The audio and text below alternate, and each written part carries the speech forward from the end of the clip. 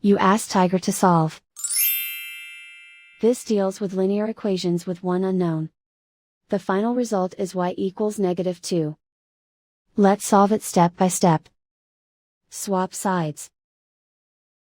Group all constants on the right side of the equation. Subtract 2 from both sides. Group like terms.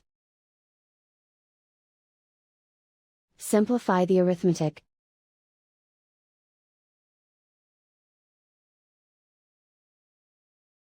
Isolate the y. Divide both sides by 2.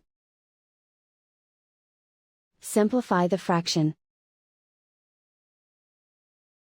Find the greatest common factor of the numerator and denominator. Factor out and cancel the greatest common factor.